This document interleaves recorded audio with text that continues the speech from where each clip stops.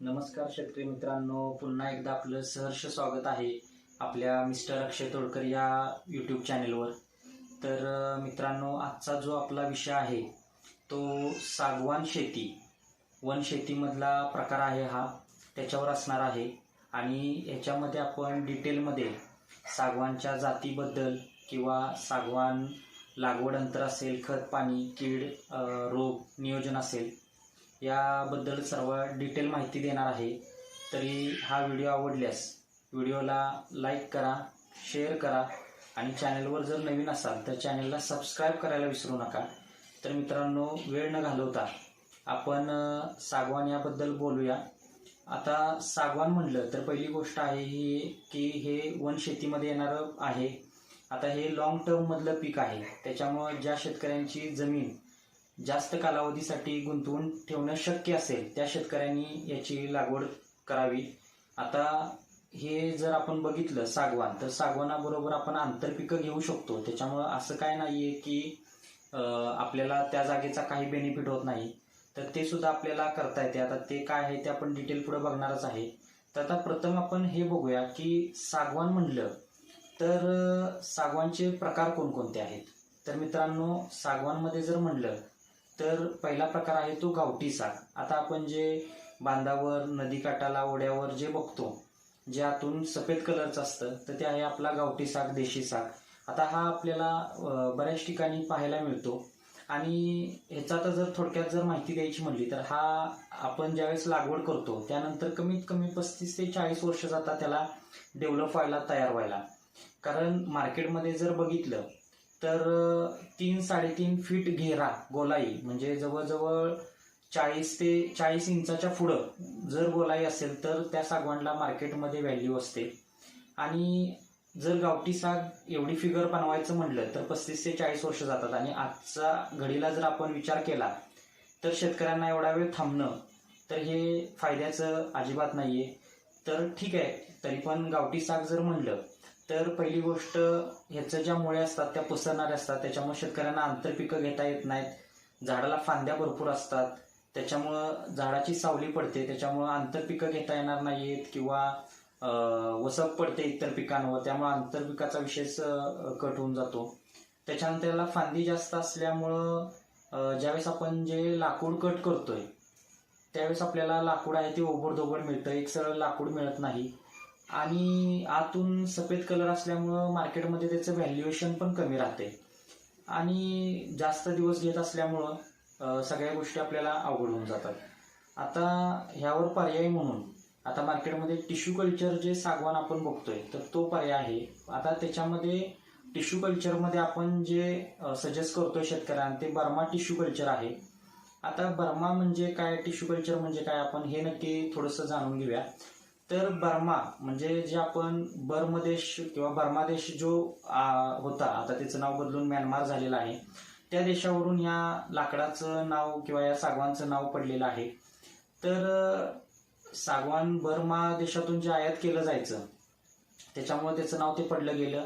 आता ह्याच्यामध्ये जर बघितलं तर हे लाकूड जे आहे बर्माचं, तर ते आतून पूर्ण चॉकलेटी कलर असतं आणि ते इझिली आपल्याला इकडं कुठं पाहायला पण मिळत नाही। आता बऱ्याच आम्ही सॉ मिल वखारीमध्ये चौकशी केली याची, तर ते बऱ्याच त्या लोक सांगतात की ते इझिली सर अवेलेबल सुद्धा होत नाही, कारण आपल्या इथं ते मिळत पण नाही, कारण आपण जनरली ते बाहेरूनच इम्पोर्ट करत होतो।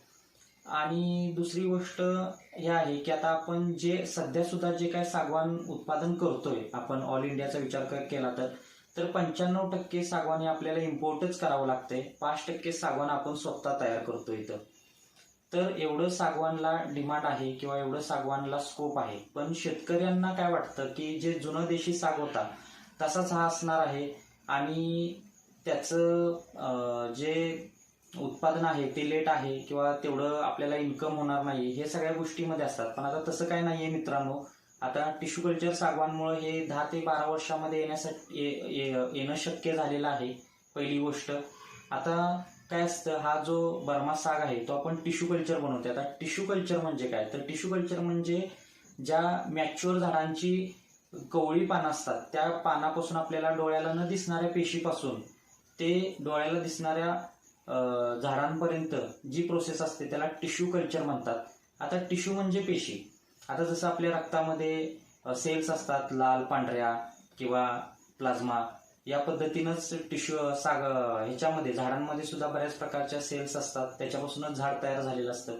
तर त्या मॅच्युअर झाडाच्या सेल्स काढून हे प्लांट डेव्हलप केलं जातं. याला लॅबची गरज असते, लॅबचा खर्च सुद्धा भरपूर असतो. त्यामुळं सगळ्यांना हे लॅबमध्ये रोप तयार करणं किंवा टिश्यू कल्चर रोप देणं शक्य नसतं. त्याच्यामुळं बऱ्याच ठिकाणी शेतकऱ्यांची फसवणूक सुद्धा होत आहे. टिश्यू कल्चरच्या नावाखाली स्टमची, बियाची रोपं दिली जातात आणि ते टिश्यू कल्चरच आहे म्हणून किंवा रिप्लेसमेंट देतो, विजिट देतो, अशा बऱ्याच गोष्टी सांगितल्या जातात आणि आपला साधा भोळा शेतकरी जो आहे तो त्याला गणला जातोय किंवा त्याला आमिषाला त्या बळी पडतो. तर मित्रांनो, पहिली गोष्ट आहे की तुम्ही घेताना प्युअर टिश्यू कल्चर सागवान घ्या. टिश्यू कल्चर सागवान घेतल्यामुळे तुम्हाला झाडाची वाढ जी आहे ती एकसारखी राहणार आहे. दुसरी गोष्ट, त्याला सोटमूळ असते, त्यामुळे आंतरपिकं घेऊ शकताय. पाण्याची कमी पाण्यामध्ये ते येऊ शकते. फांदी नसल्यामुळे वसप पडत नाही, कोणती आंतरपिकं घेऊ शकता आणि 10 ते 12 वर्षामध्ये हे होते. कारण आता एवढं कॉन्फिडन्सली सांगायचं कारण की आता माझे जे मी जुने प्लॉट दिलेले आहेत 2015-16ला जे काही प्लॉट दिलेले आहेत ते सध्या आता 7-8 वर्षाच्या रेंजमध्ये आहेत.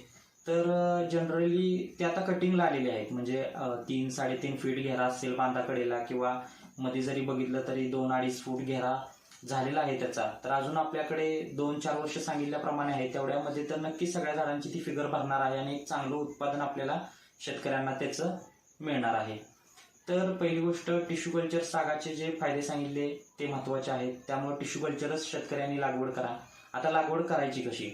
तर आता शेतकरी मित्रांनो कसं आहे की सागवान म्हटलं तर हे लॉंग टर्मचं आहे आणि त्याला जेवढी हवा खेळती राहील तेवढं ते जाडी भरण्यासाठी, फिगर भरण्यासाठी उपयोगी आहे.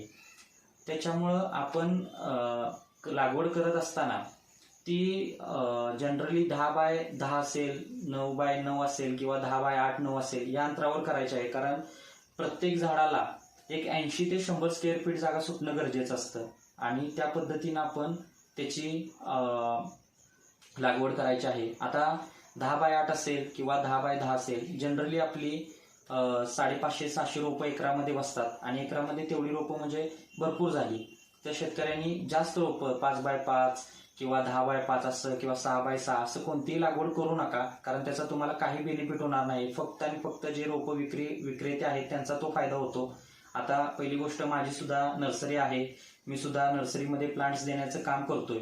पण आपण शेतकऱ्यांच्या फायद्याची गोष्ट कोणती आहे ह्याच्यावर जास्त पहिला फोकस करतोय. कारण आता मी जे ऑल महाराष्ट्रामध्ये प्लांटेशन दिलेलं आहे, आता ऑल महाराष्ट्रामध्ये म्हटलं तर आता आपल्या कोल्हापूर भागात असेल, कराड, सातारा, सांगली असेल किंवा पुढं तुमचं इकडं नगर, औरंगाबाद म्हणजे संभाजीनगर असेल आपलं, किंवा जालना असेल, तर ह्या भागामध्ये किंवा इकडं बीड, सोलापूर किंवा धाराशिव, तर ह्या भागामध्ये सुद्धा माझं बरंच प्लांटेशन झालेलं आहे. अगदी चंद्रपूर, नागपूर, धुळेपर्यंत सुद्धा मी प्लांटेशन दिलेलं आहे. तर शेतकऱ्यांना देताना अंतर योग्य दिलेलं आहे.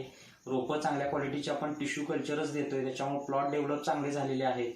आता बरेच तुम्ही व्हिडिओ माझे बघत असाल युट्यूबवर, तर तुमच्या लक्षात येईल की माझे काही प्लॉटचे, सागवानच्या प्लॉटचे सुद्धा व्हिडिओ आहेत 5-6 वर्षापूर्वीचे, ते तुम्ही चॅनलवर जाऊन बघू शकताय आणि नक्की बघा, कारण तुम्हाला त्याची खात्री पटली पाहिजे.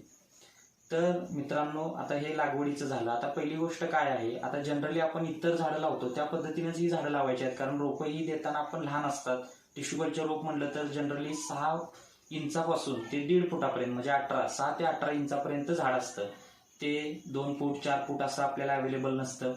आता ह्याच्यामध्ये काय करायचं आहे, डायरेक्ट सरी पद्धतीनं हे प्लांटेशन करायचं आहे. डायरेक्ट जशी उसाला वगैरे आपण सरी टाकतोय त्या पद्धतीनं 10x10 फुटावर सरी टाकायची आहे आणि झाड आपण 8, 9, 10 कोणत्या पद्धतीनं लावणार आहे त्या पद्धतीनं ते झाड लावत जायचं आहे. आता लावत असताना इतर झाडं जशी आपण लावतो त्या पद्धतीनं शेणखत किंवा सेंद्रिय खत असेल, थिमेट किंवा फॉरेट असेल, निंबोळी पेंट असेल, हे सगळं टाकायचं आहे. त्याचं एक प्रमाण असतं, ते सगळं तुम्हाला रोपांबरोबर दिलं जातं, सांगितलं जातं आणि त्यानंतर ते रोप व्यवस्थित लावायचं आहे. आता सागवान म्हटलं तर सागवान, आता पहिली गोष्ट, आपण प्लांटेशन करत असताना आपल्याला मीठ वगैरे वापरायचं नाही. बरेच लोक मीठ वगैरे वापरतात किंवा एखादं केमिकल खत खाली वापरतात, तर त्यामुळे झाडे जळत असतात. त्यामुळे कोणत्याही प्रकारचं झाड असेल नारळ सोडून तर त्याला मीठ वापरायचं नाही आणि रासायनिक खत तर कोणत्याच रोपांना वापरायचं नाहीये.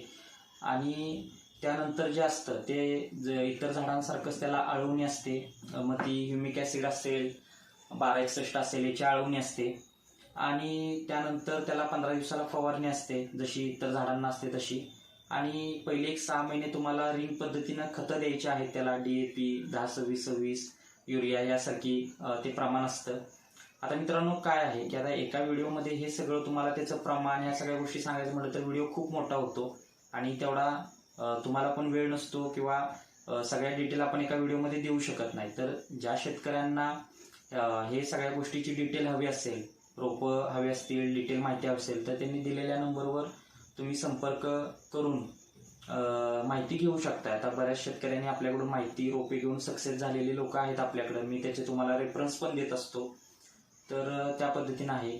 आता त्यानंतर 6 महिन्यानंतर बेसल डोस चालू होतो आणि तो आपल्याला जनरली 3 ते 4 महिन्यातून एकदा द्यायचा असतो. आणि सागवानला बाकी तुम्ही 6-6 महिन्यातून बोर्डो पेस्ट वगैरे लावणं. कीड आळीसाठी म्हटलं तर फक्त काय कीटकनाशक, बुरशीनाशक, ते पण झाड उंच जात नाही तोपर्यंत.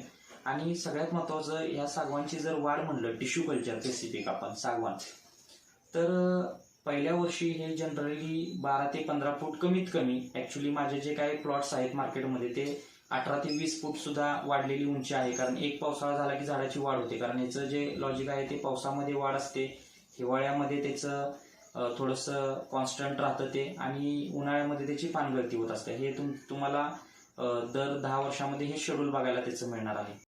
जनरली पहिली 2-2.5 वर्ष या झाडाची उंची वाढत असते. सुरुवातीला आपण जसं सांगितलं की 12 ते 15 फूट कमीत कमी उंची वाढते.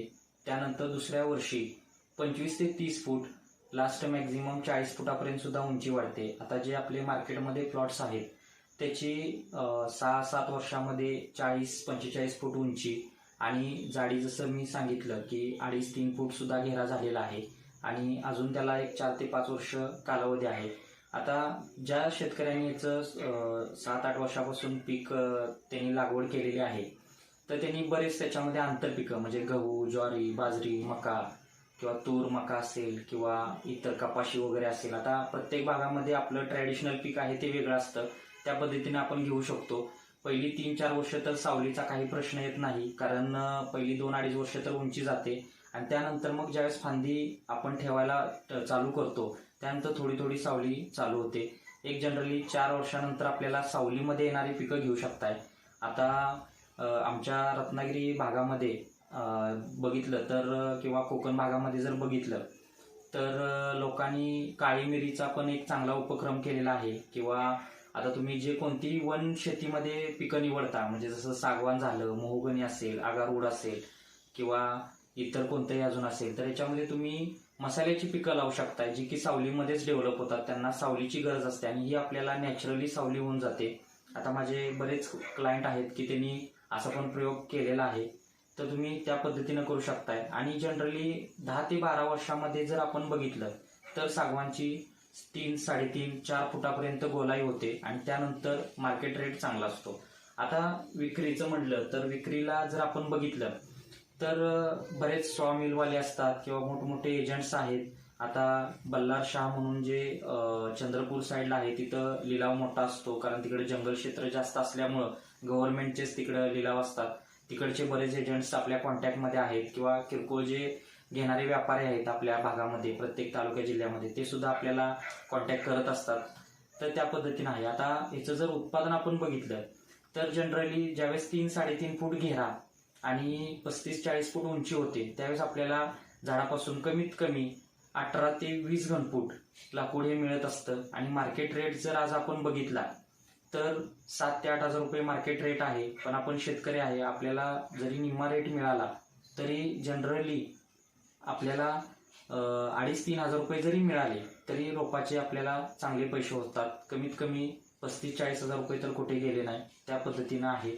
तर ज्या शेतकऱ्यांना सागवान लागवड करायची असेल त्यांनी दिलेल्या नंबरवर संपर्क करा आणि सविस्तर माहिती घेतल्यानंतर मगच लागवड करा. आता टिश्यू कल्चर साग जर प्युअर पाहिजे असेल तर ते आपल्याकडे अवेलेबल असते. आणि शेतकऱ्यांनी लागवड केल्यानंतर सुद्धा कॉन्टॅक्टमध्ये राहायचं आहे. कॉन्टॅक्टमध्ये राहिलं तर प्लॉट्स डेव्हलप होतात आणि तरच आपल्याला एक चांगलं उत्पादन मिळू शकते. आणि कोणत्याही गैरसमज, भूल किंवा काही लोकांनी जे चुकीचं काम केल्यामुळे प्लॉट डेव्हलप झालेले नाहीत त्याच्याकडे लक्ष न देता आपले सक्सेस झालेले प्लॉट याची सुद्धा पाहणी करून मग शेतकऱ्यांनी इंटरेस्ट दाखवावा. आणि तुम्ही कोणत्याही प्रकारची वनशेतीमध्ये जरी काम करणार असाल तर त्याची आपल्याकडे रोपं मिळतात. कारण आपली नर्सरी आहे ती मोठी आहे, महाराष्ट्रातली 1 नंबरची नर्सरी आहे, शासन मान्यता आहे. सर्व प्रकारची फळझाडे, फुलझाडे, शोची, जंगली, आयुर्वेदिक, मसाल्याची सर्व प्रकारची झाडे मिळतात. जवळजवळ 1500हून अधिक व्हरायटी आहे.